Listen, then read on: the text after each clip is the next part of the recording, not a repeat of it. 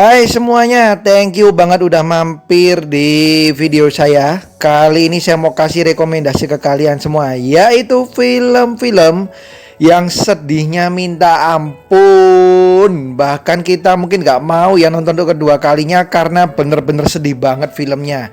Apa aja itu? Tapi sebelumnya seperti biasa jangan lupa untuk klik like, comment, subscribe, serta nyalain notifikasinya supaya tidak ketinggalan video-video dari saya. Langsung aja.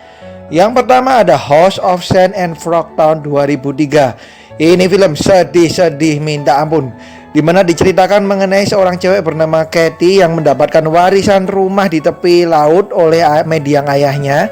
Tapi kemudian ia mengalami berbagai macam masalah sehingga rumah tersebut disita. Dan rumahnya itu didapatkan oleh seorang imigran berserta dengan istri dan anaknya. Nah, si Kate ini mau memperjuangkan rumahnya kembali, tapi ternyata nggak gampang.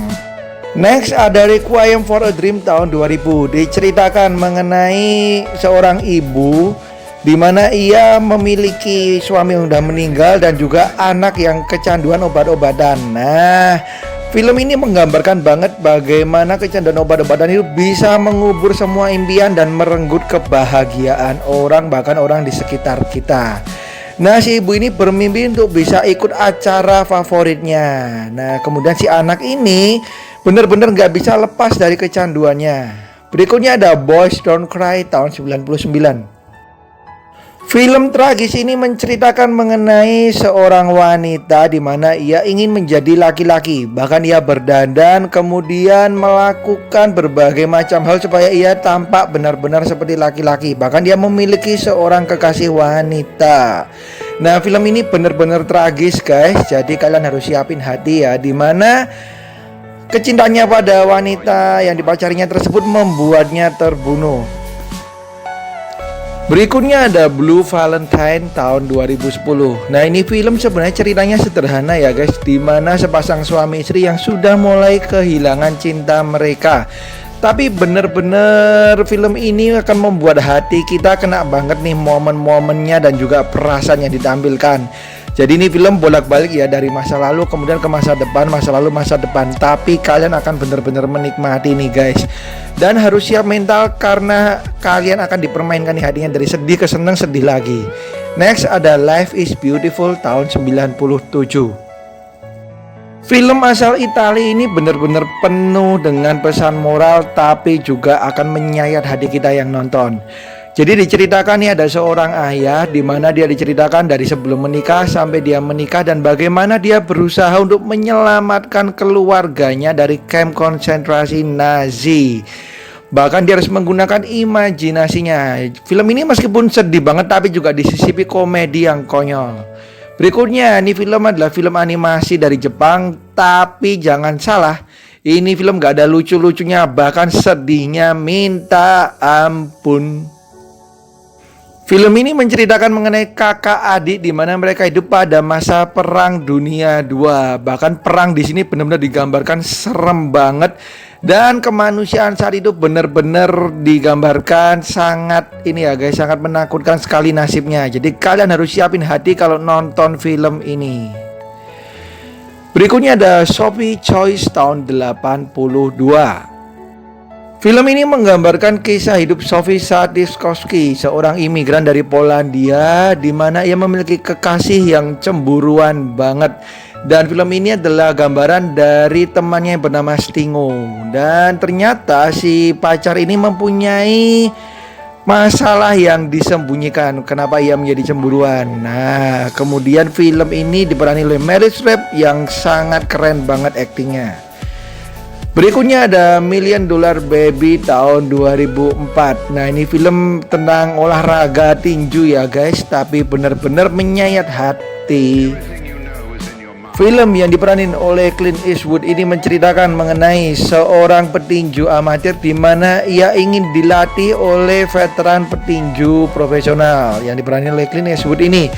Nah, tapi film ini lebih banyak menggambarkan mengenai kesepian yang dialami oleh si pelatih ini dan bagaimana mereka berteman. Berikutnya ada Precious tahun 2009.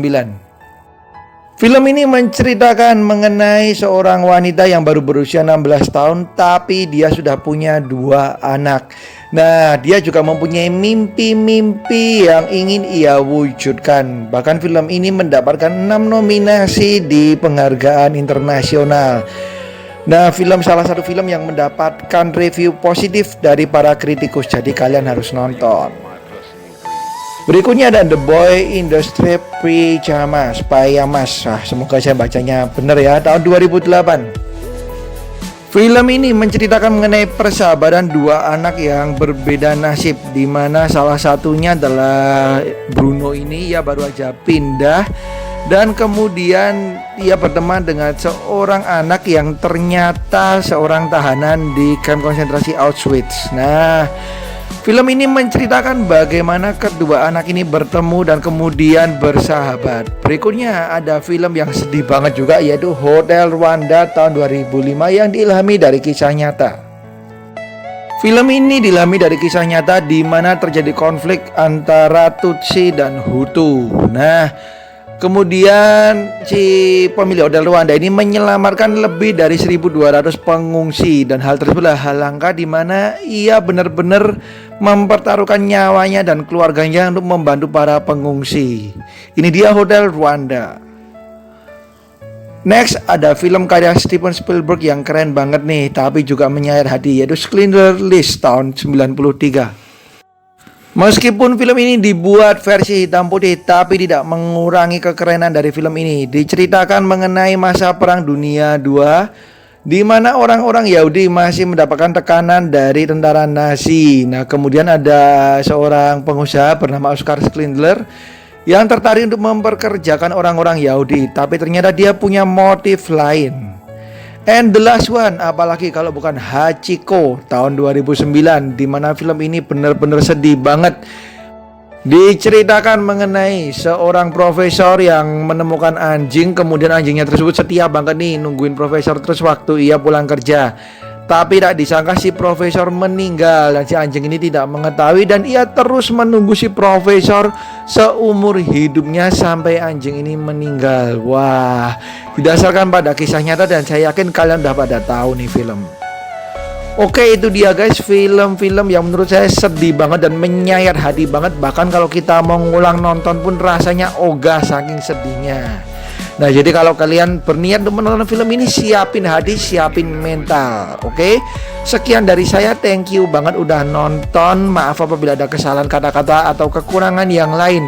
Ditunggu komentarnya, ataupun yang mau saya rekomendasiin bisa kalian tulis di komen, tentunya dengan kata-kata atau bahasa yang sopan ya. Thank you banget, sampai jumpa di video yang lain. Bye bye.